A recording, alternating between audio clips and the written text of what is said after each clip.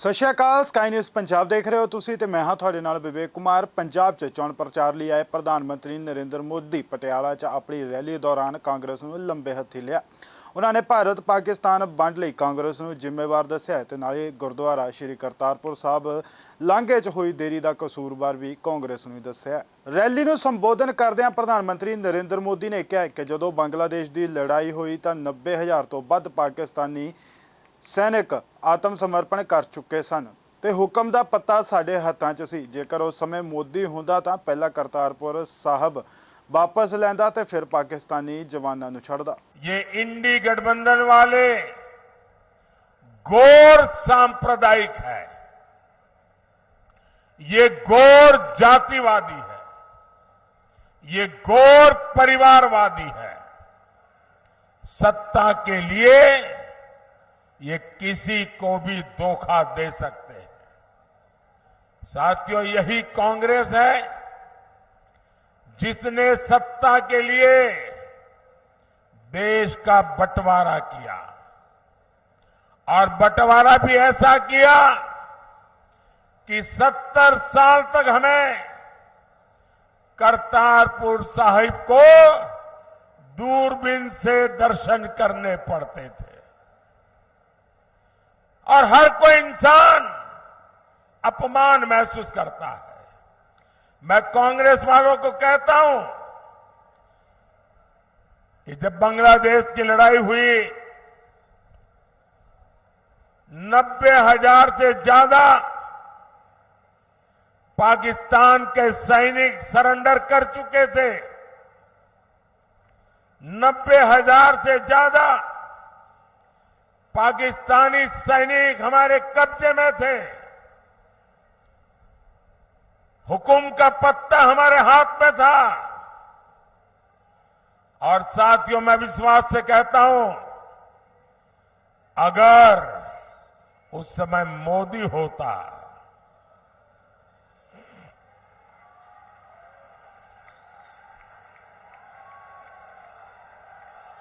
अगर उस समय मोदी होता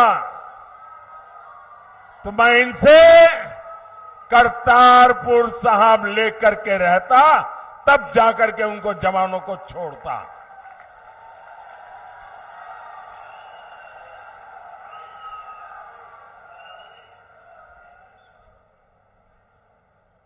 वो तो नहीं कर पाए, लेकिन मुझसे जितनी सेवा हो सकी, क्योंकि गुरुओं की सेवा इससे बड़ा कोई धन भाग्य नहीं होता है। आज करतारपुर साहिब कॉरिडोर आपके सामने है। हमारे सभी श्रद्धालु गर्व के साथ वहां जाते हैं। साथियों, हमारी सरकार ने लंगर को टैक्स से मुक्त किया। ये पहले भी की सरकारें कर सकती थी। पहले हरमंदिर साहब में विदेशों से भक्त चंदा नहीं दे पाते थे। बार बार यहां से मांग उठती थी। दिल्ली में बैठी हुई सरकारें सुनने को तैयार नहीं थी। ये मोदी ने आकर के इसके नियमों में छूट दी, और आज हमारे हरमिंदर साहब की सेवा दुनिया के किसी भी कोने में रहकर कोई कर सकता है। श्री फतेहगढ़ साहिब तो साहबजादे के शौर्य और शहादत का साक्षी रहा है। ये मोदी सरकार है जिसने साहबजादों के शौर्य के लिए समर्पित वीर बाल दिवस घोषित किया। और कुछ लोगों को समझ नहीं आ रहा है कि वीर बाल दिवस घोषित करने का मतलब क्या होता है। मुझे दुख है कि पंजाब में भी ऐसे लोग हैं जिनको इसकी कोई समझ नहीं है। पंजाब के अंदर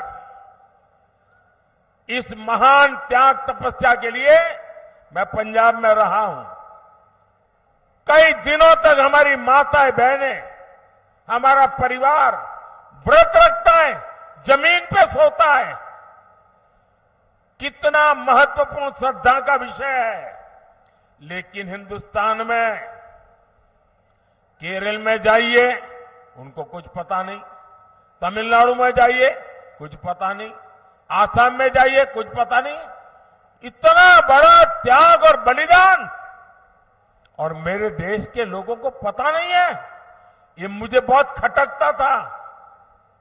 मैं चाहता हूं हिंदुस्तान के हर बच्चे के दिल दिमाग में साहबजादों का बलिदान हमेशा हमेशा रहना चाहिए। किसी भी बालक मन के लिए इससे बड़ी कोई प्रेरणा नहीं हो सकती। और इसलिए हमने वीर बाल दिवस के रूप में पूरे हिंदुस्तान में हर स्कूल, कॉलेज, गांव कार्यक्रम करने की परंपरा खड़ी की है। अगर पंजाब के लोग भी इस काम को न समझ पाए तो इससे बड़ा चिंता का विषय क्या हो सकता है। आपको याद होगा, अफगानिस्तान में हमारे सिख परिवार संकट में थे। हम सभी को सुरक्षित वापस लाए। हम गुरु ग्रंथ साहब के स्वरूपों को भी अदब के साथ मेरा मंत्री जाके सर पे सम्मान के साथ लेकर के आया। साथियों, ये प्रधानमंत्री की बात छोड़ दीजिए, मेरा तो आपसे खून का नाता है। गुरु गोविंद सिंह जी के जो पहले पंच प्यारे थे, उसमें मेरा एक द्वारिका का पंच प्यारों में था जी।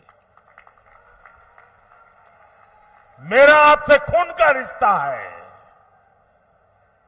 इतना ही नहीं, आज अगर जामनगर में जाएंगे तो वहां जो सबसे बड़ा अस्पताल है वो गुरु गोविंद सिंह जी के नाम पर है, जिस जामनगर जिले में द्वारिका पड़ता है। लेकिन आप तक ये सत्य पहुंचाया नहीं जाता है। आपको जानकर के खुशी होगी, और कभी फुर्सत मिले तो लखपत जाके आना। गुरु नानक साहब वहां विश्राम किया था। वो गुरुद्वारा भूकंप के अंदर क्षतिग्रस्त हो गया, करीब करीब ध्वस्त हो गया। मैं मुख्यमंत्री था, मैंने कहा मुझे वैसा ही गुरुद्वारा बनाना है जो गुरु नानक देव जी के समय के साथ। अब मेरे पास उसके लिए बनाने वाले लोग नहीं थे। मैंने देश भर में खोजा, उसके लिए मैं मिट्टी लाया, उन आर्टिजन को लाया जो बना सकते थे। और आपको खुशी होगी, आज कच्छ के रेगिस्तान में आखिरी गांव में लखपत में मैंने वो गुरुद्वारा वैसा ही बना दिया जैसा पहले था। और आज उसका मैं विस्तार भी कर रहा हूं। वहां कोई वोट नहीं है। ये वोट के लिए मोदी नहीं करता है, श्रद्धा है इसलिए कर रहा है। गुरुओं के त्याग बलिदान के प्रति ये सर झुकता है मोदी का, इसलिए कर रहा है। ਕਿਸਾਨਾਂ ਦੇ ਵਿਰੋਧ ਤੇ ਆਪਣਾ ਬਚਾਅ ਕਰਦੇ ਹੋਏ ਪੀਐਮ ਮੋਦੀ ਨੇ ਕਿਹਾ ਕਿ ਇੰਡੀ ਗਠਬੰਧਨ ਵਾਲੇ ਕਿਸਾਨਾਂ ਨਾਲ ਝੂਠ ਬੋਲਦੇ ਨੇ। ਭਾਜਪਾ ਨੇ ਪਿਛਲੇ 10 ਸਾਲਾਂ 'ਚ ਪੰਜਾਬ ਤੋਂ ਝੋਨਾ ਤੇ ਕਣਕ ਦੀ ਰਿਕਾਰਡ ਤੋੜ ਖਰੀਦ ਕੀਤੀ ਹੈ। MSP 'ਚ 2.5 ਗੁਣਾ ਵਾਧਾ ਕੀਤਾ ਗਿਆ ਹੈ। ਕਿਸਾਨਾਂ ਨੂੰ 30,000 ਰੁਪਏ ਪ੍ਰਤੀ ਕਿਸਾਨ ਮਿਲ ਰਹੇ ਨੇ। ਧਰਤੀ ਨੂੰ ਦਵਾਈਆਂ ਤੋਂ ਬਚਾਉਣ ਲਈ ਭਾਜਪਾ ਸਰਕਾਰ ਕੁਦਰਤੀ ਖੇਤੀ ਤੇ ਜ਼ੋਰ ਦੇ ਰਹੀ ਹੈ। ਉਹਨਾਂ ਕਿਹਾ ਕਿ ਦੇਸ਼ ਉਦੋਂ ਹੀ ਵਿਕਸਿਤ ਹੋਵੇਗਾ ਜਦੋਂ ਪਟਿਆਲਾ ਵਰਗੇ ਕੇਂਦਰ ਵਿਕਸਿਤ ਹੋਣਗੇ। ਆਉਣ ਵਾਲੇ 5 ਸਾਲਾਂ 'ਚ ਭਾਰਤ ਵੱਡਾ ਉਤਪਾਦਕ ਦੇਸ਼ ਬਣਨ ਵੱਲ ਵੱਧ ਰਿਹਾ ਹੈ, ਜਿਸ ਦਾ ਸਿੱਧਾ ਲਾਭ ਪੰਜਾਬ ਤੇ ਪਟਿਆਲਾ ਵਰਗੇ ਸ਼ਹਿਰਾਂ ਨੂੰ ਹੋਵੇਗਾ। पंजाब को 5 नदियों का आशीर्वाद मिला है। यहां के किसान मिट्टी से सोना पैदा करते हैं, लेकिन ये इंडी वाले किसानों से भी झूठ बोलते हैं। इन्होंने किसानों से एक वायदा किया, पूरा नहीं किया है। ये भाजपा है जो किसान कल्याण को प्राथमिकता देती है। बीते 10 साल में पंजाब से गेहूं और धान की रिकॉर्ड खरीदी हुई है। 10 साल में हमने एमएसपी में 2.5 गुना वृद्धि की है। यहां पंजाब के हर किसान को पीएम किसान सम्मान निधि के करीब 30,000 रुपये, एक एक किसान को 30,000 रुपये मिल चुके हैं। केमिकल खेती से धरती मां को बचाने के लिए हमारी सरकार नेचुरल फार्मिंग पर जोर दे रही है। ਲੋਕ ਸਭਾ ਚੋਣਾਂ ਦਾ ਜ਼ਿਕਰ ਕਰਦਿਆਂ ਪ੍ਰਧਾਨ ਮੰਤਰੀ ਨੇ ਕਿਹਾ ਕਿ ਇਹ ਚੋਣ ਦੇਸ਼ ਨੂੰ ਮਜ਼ਬੂਤ ਬਣਾਉਣ ਦੀ ਚੋਣ ਹੈ। ਇੱਕ ਪਾਸੇ ਭਾਜਪਾ ਐਨਡੀਏ ਹੈ ਅਤੇ ਦੂਸਰੇ ਪਾਸੇ ਭ੍ਰਿਸ਼ਟਾਚਾਰੀਆਂ ਦਾ ਇੰਡੀ ਗੱਠਜੋੜ, ਜਿਸ ਕੋਲ ਨਾ ਨੇਤਾ ਹੈ ਤੇ ਨਾ ਹੀ ਨੀਅਤ। ਇੱਕ ਪਾਸੇ ਮੋਦੀ ਹੈ ਜੋ ਲੜਾਕੂ ਜਹਾਜ਼ ਤੋਂ ਲੈ ਕੇ 에ਅਰਕ੍ਰਾਫਟ कैरियर तक भारत च बना रहा है। दूसरे पासे इंडी गठजोड़ है जो लिखती रूप च कहता है कि सानू परमाणु हथियार खत्म कर देने चाहिए ने। मोदी ने कहा है कि राष्ट्र आस्था ते संस्कृति की राखी या देश का विकास होवे। पंजाब ते सिख समाज ने हमेशा अगे बढ़ के काम किया है। खेती तो लैके उद्योग तक देश च अगवाई की है, पर कट्टर भ्रिष्टाचारियों ने पंजाब के हालात खराब कर दिते हैं। उद्योग खत्म हो रहा है, नशा बढ़ रहा है। मोदी ने कहा कि इत्थे सूबा सरकार का राज नहीं चलता, सगों शूटर गैंग रेता माफिया का राज चलता है। उन्होंने कहा कि पंजाब सरकार कर्जे ते चल रही है। सारे मंत्री ते संतरी मौज कर रहे हैं। कागजी मुख्यमंत्री नूं दिल्ली दरबार च हाज़री लवाउण तो बेल नहीं है। यार मीनाक्षी, ना तो इत्थे टीपी सही चलता, ना साली सवेर तो चाह मिली है कि दुध वाले तो 2 महीने के पैसे नहीं दिते, गाला कढ़दा पिया। 24 का ये चुनाव देश का चुनाव है। देश को मजबूत बनाने का चुनाव है और देश के सामने एक तरफ भाजपा और एनडीए है, दूसरी तरफ भ्रष्टाचारियों का इंडी गठबंधन है। इंडी गठबंधन जिसके पास न नेता है न नियत है। एक तरफ मोदी है जो लड़ाकू विमान से लेकर एयरक्राफ्ट कैरियर तक भारत में बना रहा है। दूसरी तरफ इंडी गठबंधन है जो लिखित रूप में कहता है कि हमारे परमाणु हथियारों तक को समाप्त कर देना चाहिए। आज बुद्ध पूर्णिमा है। आज ही के दिन, बुद्ध पूर्णिमा के दिन, भारत ने अणु विस्फोट करके अपनी ताकत का परिचय करवाया था। साथियों, एक तरफ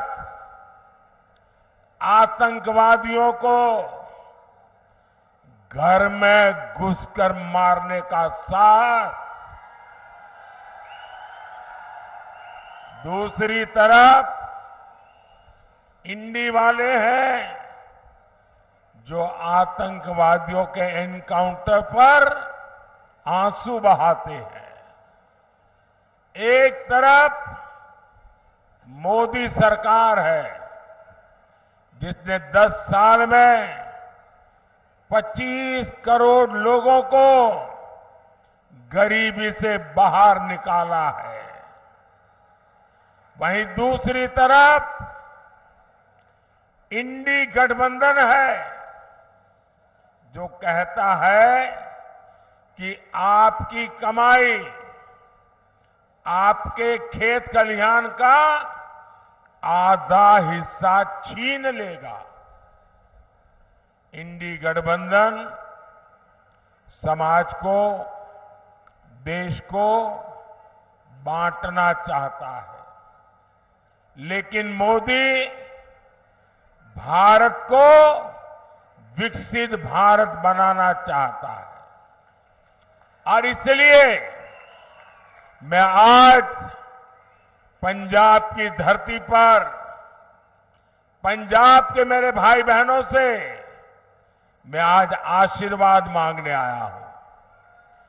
गुरुओं की भूमि पर सर झुका करके आशीर्वाद मांगने के लिए आया हूं। राष्ट्र रक्षा हो, आस्था और संस्कृति की रक्षा हो, या फिर देश का विकास, पंजाब ने, सिख समाज ने हमेशा आगे बढ़कर काम किया है।